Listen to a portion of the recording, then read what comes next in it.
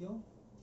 Sir मेरी जो शिक्षा रही है तो वो बहुत विभिन्न जगह से रही, क्योंकि मेरे पिताजी का जो पोस्ट है उस हिसाब से हर 2 साल 3 साल पर ट्रांसफ़र होते रहता था। तो इस वजह से जो मेरी शिक्षा में व्यवधान आते रहे हैं। मतलब आपने एक साल ड्रॉप कर दिया था, 2002 में आपने यस सर, जी मैट्रिकुलेशन सर, किया। जब तक दूसरे शहर में ट्रांसफ़र होकर एडजस्ट हो जाते तब तक डेट वगैरह सब पार हो चुका होता है। पिताजी क्या है? बिजली विभाग में इंजीनियर क्या अभी हैं? बिहार सरकार में? रिटायर कर गए, बिहार रिटायर सरकार कर गए जी। बिहार सरकार में नहीं है जी अब तो ये प्राइवेट हो गई है कंपनी, लेकिन पहले हाँ। सरकारी कंपनी। आप शहर के ट्रांसफर कर रहे हैं, आप शिक्षा हाँ जी, पूरी हाँ। नहीं कर पाई शुरू से समय हाँ, पर। ये मेरा शुरू से व्यवधान होते रहा है शिक्षा में। लेकिन एक चीज जो थी, अब प्राइवेट कंपनी हो गई है। जी पूरी तरीके से तो नहीं, लेकिन सर ये प्राइवेट है और ये ऑटोनोमस कंपनी बनाया गया सरकार के मतलब निरीक्षण के अधीन है। तो प्राइवेट कहेंगे? ये सर इसको प्राइवेट कह सकते हैं, नहीं, क्योंकि कह सकते हैं और प्राइवेटाइजेशन नहीं, आप कह सकते हैं आपने निगम किया गया है उसको। तो सरकारी निगम है, सरकारी निगम और निजीकरण में क्या अंतर होता है? सर वो रहता है कि सरकारी निगम में 51% सरकार का शेयर होता है और 49% मतलब निजीकरण रहता है। यह तो नहीं होता। निगम की परिभाषा आपसे बिल्कुल गलत बोल रहे हैं आप। जी सर, मुझे इस बारे में कुछ डिटेल जानकारी नहीं है। अच्छा खैर चलिए, आप पे अंतर क्या पड़ा पिताजी का जो पोस्ट जो चेंजिंग हुआ, कुछ अंतर? सर जहाँ तक अगर इसका नेगेटिव और पॉजिटिव दोनों इम्पैक्ट मेरे पर पड़ा है, क्योंकि मेरे पिताजी मुझे शुरू से ही मैं अपने साथ में रहें, निगरानी में रखें, ताकि मेरी शिक्षा दीक्षा मेरी मतलब कि संस्कार वगैरह बिगड़ ना जाए, इसलिए अपने से दूर रखना नहीं चाहते थे।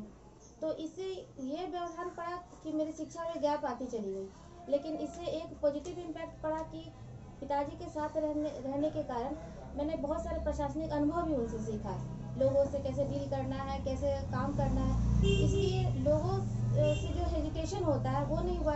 दूसरी बात है कि अलग अलग जगहों पे रहने के कारण मतलब कि अलग अलग लोगों से मिलना, ट्रम्प पे जा रहे हैं, जी भारत पर क्या प्रभाव पड़ेगा?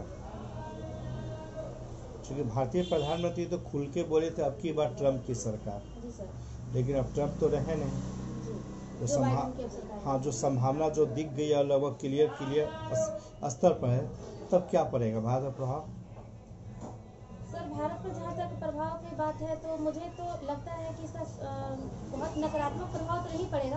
हालांकि प्रधानमंत्री को खुलकर किसी दूसरे राष्ट्राध्यक्ष का कैंपेन करने से बचना चाहिए, लेकिन जहाँ तक भारत की जो स्थिति है, हिंद महासागर क्षेत्र में जो स्थिति है और हिंद महासागर के क्षेत्र में जो चीन का जो वर्चस्व उसको रोकना चाहेगा, यानी नेचुरल इनेमी है, मतलब कि चीन और भारत का कह सकते हैं। और इस प्रकार से जो अमेरिका है, तो अमेरिका का भारत के बिना सहारे के वो आगे बढ़ नहीं सकता है। एशिया महादेश में भारत का जो मान सम्मान है या प्रतिष्ठा है, एक सॉफ्ट पावर है, उसके बिना नहीं आगे बढ़ सकता है। भारत हर क्षेत्र में आगे है और खासकर दक्षिण चीन सागर में जिस प्रकार चीन अपना वर्चस्व बनाना चाहता है, तो भारत के बिना वो आगे बढ़ नहीं सकता। इसलिए मुझे नहीं लगता कि इसका नेगेटिव इम्पैक्ट चलिए, उस कानूनी के रूप में चर्चा की अपेक्षा कर रहे हैं आपसे कि ट्रम्प हार नहीं मान रहे हैं, आमतौर पर हार मान लेते थे, ठीक है।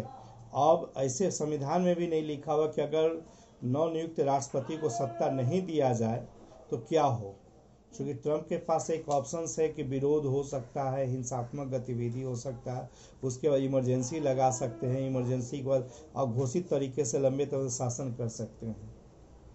लेकिन अब सत्ता कैसे जाए?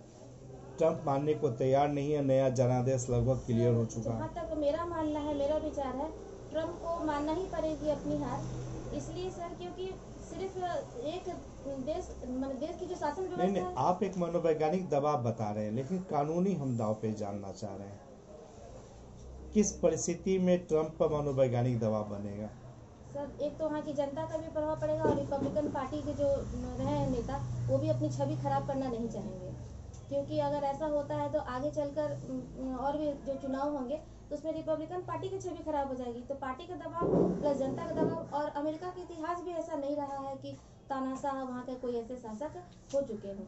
तो इसलिए मुझे नहीं लगता है कि ट्रम्प मतलब कि तानाशाही रूप से कब्जा करना चाहेंगे। लेकिन फॉर ए काइंड मैं आपको बता देना चाह रहा हूँ कि वहाँ नवनियुक्त राष्ट्रपति को जितनी भी एजेंसियाँ हैं, सुरक्षा एजेंसियाँ, जासूसी एजेंसियाँ, रिपोर्टिंग उन्हीं को करती है। पुराने राष्ट्रपति को नहीं। तो एक बहुत बड़ा दबाव समूह जी, दबाव जो समूह। जो चूंकि अमेरिका वैश्विक स्तर पर जो कंट्रोल किया है अपने जासूसी संस्था के माध्यम से, अपने सैन्य एजेंसियों के माध्यम से, वो सारा रिपोर्ट अब जो है नियम के अनुसार वो नए राष्ट्रपति को करेंगे। जी, तो पुराने का तो वैल्यू धीरे धीरे तो कम ही जाएंगे। ये एक ऑप्शन है उनके पास नए राष्ट्रपति के पास सत्ता आने का। ये बताइए कि आप पॉलिटिकल साइंस स्टूडेंट हैं, एंटी इनकम्बेंसी फैक्टर क्या होता है इलेक्शंस में? एंटी इनकम्बेंसी फैक्टर क्या होता है? फैक्टर